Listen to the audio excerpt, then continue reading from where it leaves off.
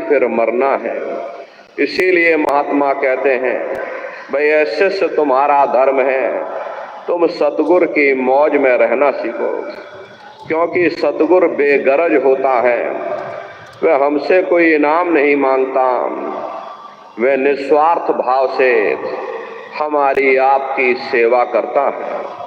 सतगुरु वो आईना है, आईने को कोई दुख नहीं, चाहे कोई देखे या न देखे। आईना देखने वाले को जरूर दुख सुख की अनुभूति होती है। अगर हंसता हुआ देखेगा, हंसता नजर आएगा, और अगर रोता हुआ देखेगा तो रोता नजर आएगा। सतगुरु गति अब सुन मोते, कही जात न रंचक मुँह से। संतों महात्माओं की गति मति को कोई बयान नहीं कर सकता। इस भूल भरम अज्ञान के देश में संत महात्मा फकीर किस तरह से जीवों को पार लगाते हैं। देखो, महात्मा कह रहे कि 10वें में खींचे नौते, फिर एक करें तो दोते। महात्मा हमारे फैले हुए ख्याल को इन 9 द्वारों से समेट करके यहाँ 10वें द्वार पर एकाग्र करते हैं, फिर हमें शब्द की लज्जत देते। महात्मा समझाते हैं, भाई तुम करोड़ों जन्म जन्मांतरों से अलग अलग योनियों में भटकते चले आ रहे। कभी सांप, कभी नेवला, कभी कुत्ता, कभी बिल्ली बनते चले आ रहे। बड़े सौभाग्य से तुमको ये मनुष्य शरीर मिला, और ये मनुष्य शरीर 84 से निकलने का एकमात्र दरवाजा है। बड़े से तुम इस दरवाजे पर आ गए। अब तुम्हें क्या करना है?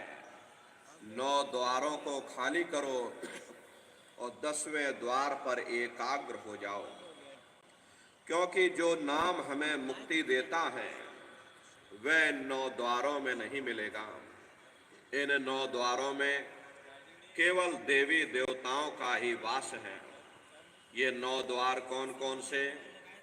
2 आँख, 2 कान, 2 नाक के सुराख, 1 मुंह और 2 मलमूत्र का रास्ता, ये शरीर के 9 दरवाजे हैं। और तुम्हारी ये जीवात्मा 10वें द्वार पर दोनों आँखों के मध्य भाग में बैठी है, और यहीं पर बैठ करके ये जीवात्मा अपने प्रकाश को 9 दरवाजों में फैलाती है, जिससे तुम्हारा ये शरीर चलता है।